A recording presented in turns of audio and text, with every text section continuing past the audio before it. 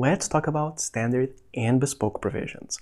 I could go very deep in terms of all possible provisions, and I have a whole course just on that, but for now, let's focus. Let's take the usual provisions that an allocator requests when they're allocating to you, and which ones are good and which ones may be dangerous. Let's take a look. Even when an investor has already agreed to actually allocate and become an LP or an allocator to the fund, you might find yourself receiving requests for specific provisions that can be varied, and these can make an investment very attractive or a complete nightmare, regardless of the quantity of money allocated.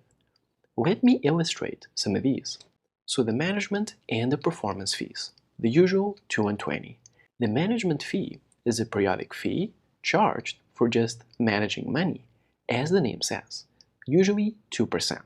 This fee is usually the carve-out that pays operations, salaries, fixed expenses, while the performance fee, also known as the carry in private equity in specific, is the percentage of the returns that the firm gets to keep, which is usually 20%.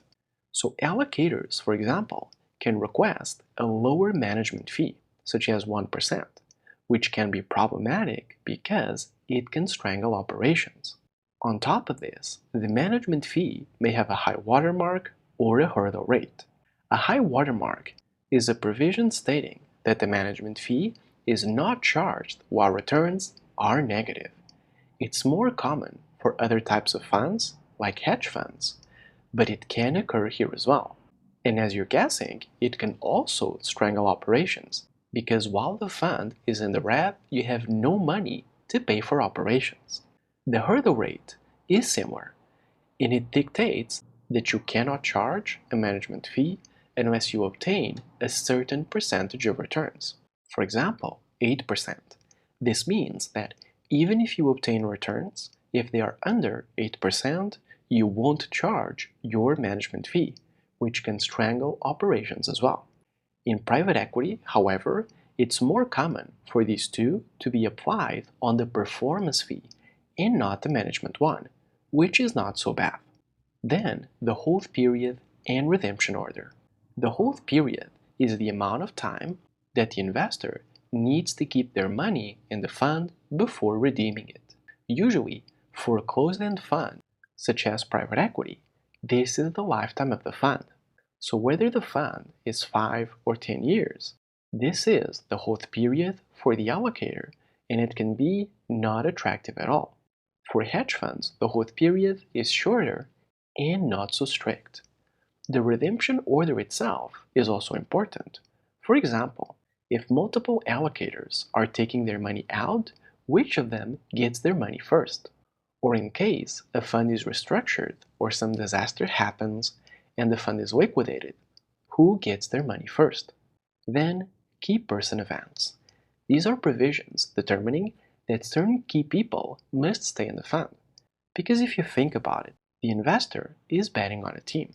So these clauses determine the consequences of someone on the team leaving or taking on some kind of illegal behavior.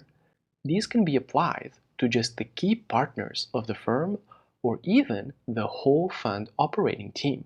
Usually, if there is a major change with one of these people, the investor has the capability to prevent them from investing further or even liquidate the fund.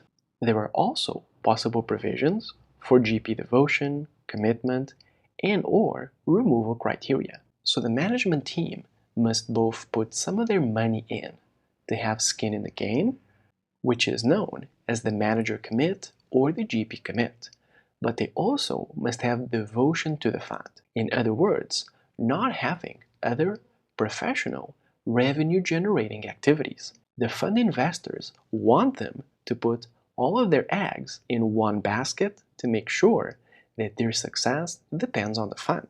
But these can be very strict, so they may even block out any professional activity like participating in charities. The removal criteria are also important because the removal policy for the management team can either be what is called for cause, when they do something illegal or unethical, or what is called no fault, where the allocators can simply remove the management team just because. And what the management team gets to keep in terms of the carry is also an important topic. The rights that allocators have in fund extensions and restructurings are also important. Usually, funds can be extended twice for 1 to 2 years each time with no investor validation necessary, but can be extended afterwards with their validation. Restructurings are also interesting because they allow the creation of a new fund where some of the investors can go into rolling over their interests or going out. It's useful for extensions where only some of the investors want to stay, or for kind of zombie funds that want to return profits to their investors. And finally, the manager's openness to secondaries transactions is also important. A secondaries transaction is when an existing allocator wants to leave the fund and sell their interests to another investor that will take their place. So if an investor comes in at the beginning of a fund, that's a primaries transaction. But if they are in the fund and they want to sell, it's a secondaries transaction. As you're guessing, there is a conflict here because the current investor wants to sell high and the new one wants to buy low. There may also be conflicts of interest because the manager may reveal discouraging information with a buyer to lower the price, but they may not reveal that discouraging information with their current investors. It's important to have some of these specific provisions in mind because these can radically change how attractive an investment is. As we mentioned, the management fee of 2% is what is usually set aside to pay operations, salaries, travel costs, third-party consultants, auditors, operations. If an allocator invests a higher amount but they request a smaller fee, like 1% or lower, they can strangle the fund at an early stage. If on top of that you have a high watermark or hurdle rate on the management team, this hit can even be bigger. And it will prevent you from hiring quality people or quality consultants. Also, allocators will usually demand a certain level of manager devotion and commitment. As we've seen, devotion in terms of activities and commitment in terms of money. These demands can pressure a manager considerably because they're putting all of their eggs in one basket. If the fund fails, they have nothing else. And this is exactly what the allocator wants. Especially, one of the most problematic clauses for managers is what is called a Most Favored Nations Clause, MFN.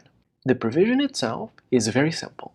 It merely states that this investor must have the same terms as any investor that obtains better terms. The name comes from the fact that in the past, different countries would have different provisions due to political and economical factors, so some of them would be favored. So the name comes precisely from that. It's a clause that says that no nation can be most favored than me or any other investment. Nowadays, its meaning has been generalized to a clause that says anybody that obtains better terms automatically gives them to me as well. So an example is, if an investor has an MFN clause and a 2% management fee, if another investor comes in with a 1% fee, this one immediately gets the 1% fee as well. It's a kind of catch-all protection against anybody else being favored. Now the big problem with MFN clauses is when multiple investors request it. For example, the GP makes an exception to give better terms to an allocator, and then all of the others demand MFN clauses. For example, let's say the GP has 50 investors. 49 of them have a 2% management fee, and one of them, exceptionally, has a 0.5% fee. But now, if the other investors find out about it and they request most favored nations clauses, all 50 of them now have a 0.5 fee, and all your money for operations has pretty much evaporated. This is how powerful it is. It also locks you in for the future Because if you're considering making an exception for a future investor and the current investors have MFN clauses, you don't need to give that advantage to the new investor only. You need to give it to all of the current investors as well. To solve this, many managers simply do not accept MFN clauses, but this can restrict which allocators put in money. So a more sophisticated solution is to tier MFN clauses by allocation size.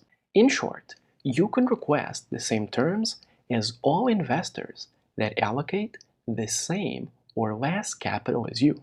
So if you invest 100 million and another investor has a lower management fee, but they invested more than 100 million, you have no rights.